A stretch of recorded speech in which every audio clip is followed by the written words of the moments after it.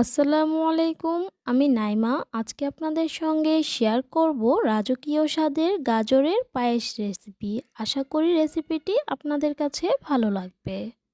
প্রথমে এখানে আমি ২টি গাজর নিয়েছি। এগুলোর উপরের খোসাগুলো ছাড়িয়ে তারপর ভালোভাবে ধুয়ে একটি মেশিনের সাহায্যে এগুলোকে কুচি করে কেটে নেব।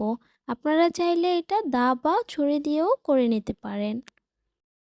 তারপরে একটি প্যান গরম করে এই প্যানের মধ্যে ১ টেবিল চামচ ঘি দিয়েছি। ঘিটা গরম হয়ে আসার পর এখানে আমি ২টি এলাচ আর একটি ২ ইঞ্চি সাইজের দারুচিনি দিচ্ছি।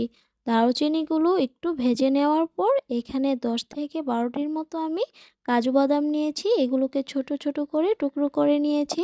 আপনারা চাইলে এখানে যেকোনো বাদামই ইউজ করতে পারেন। তারপর ওই ঘিয়ের মধ্যেই বাদামগুলো দিয়ে ভেজে নেব। হালকা একটু রংটা চেঞ্জ হয়ে আসার পর এখানে কুচি করে রাখা গাজরগুলো দিয়ে দিচ্ছি। এগুলোকে ৫ মিনিটের মতো ভেজে নেব। আর গাজরগুলো কিন্তু অবশ্যই ভেজে নিতে হবে, নয়তো গাজরের ভিতর যে একটা কাঁচা স্মেল আছে ওইটা কিন্তু থেকেই যাবে। পরে আর পায়েসটা খেতে তেমন একটা ভালো লাগবে না। ৫ মিনিট ভাজার পর তারপরে এখানে চিনি দিচ্ছি। হাফ কাপের মতো চিনিটা দিয়ে আরও ২ মিনিটের মতো ভেজে নেব। তারপর এখানে আগে থেকে জাল করে নেওয়া লিকুইড দুধ দিয়ে দিচ্ছি ৪ কাপের মতো। তারপর গুঁড়ো দুধ দিব হাফ কাপের মতো, দিয়ে আবারও একটু নেড়ে নিব। তারপরে ফ্লেভারের জন্য এখানে আমি ড্রিম ভ্যানিলা ফ্লেভারটা ইউজ করছি। ওই ডিবির মুখ দিয়েই আমি ১ মুখের মতো দিব। তারপর একটা বাটিতে আমি ২ চা চামচের মতো কর্নফ্লাওয়ার অল্প একটু পানি দিয়ে গুলিয়ে নেব।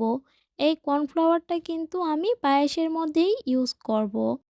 আমি কিন্তু এই পায়েসের মধ্যে কোনো রকম এক্সট্রা রং ইউজ করিনি। দেখুন মাশাআল্লাহ গাজর থেকেই কত সুন্দর একটা রং বের হয়ে এসেছে। দুধটা যখন একটু ফুটে আসবে তখন গুলিয়ে রাখা কর্নফ্লাওয়ারটুকু দিয়ে দিব। আর এই পর্যায়ে চুলার আগুন লো হিটে রেখে নাড়াচাড়ার উপরেই রান্না করব ১০ মিনিটের মতো। নাড়াচাড়ার উপরেই রাখতে হবে, নয়তো নিচ দিয়ে পোড়া লেগে যাওয়ার চান্স থাকতে পারে। এলাচ আর দারচিনিগুলো উঠিয়ে নিচ্ছি, নয়তো এগুলো থেকে বেশি ফ্লেভার বের হয়ে আসবে। পরে পায়েসের টেস্টটা নষ্ট হয়ে যাবে। ১০ মিনিট পর এখানে ১ কাপের মতো কোরানো নারকেল দিয়ে দিচ্ছি। নারকেল দিয়ে আরও ১ মিনিটের মতো রান্না করব। তারপর চুলার আগুন অফ করে পায়েসটিকে ঠান্ডা করে নেব। তারপর একটি বাটিতে পরিবেশন করে এটা নরমাল ফ্রিজে রেখে দেব। একটু ঠান্ডা হয়ে আসার পর যখন জমাট বেঁধে যাবে তখন কিন্তু পায়েসটা খেতে অসম্ভব মজা হয়। আপনাদের কাছে যদি আমার রেসিপিটি ভালো লেগে থাকে তাহলে প্লিজ একটা লাইক দিয়ে দিবেন আর আমার চ্যানেলটিকে সাবস্ক্রাইব করে পাশে থাকবেন। আর যারা অলরেডি সাবস্ক্রাইব করে দিয়েছেন তাদেরকে অসংখ্য অসংখ্য ধন্যবাদ। আল্লাহ আপনাদেরকে ভালো রাখুক, সুস্থ রাখুক। আল্লাহ হাফেজ।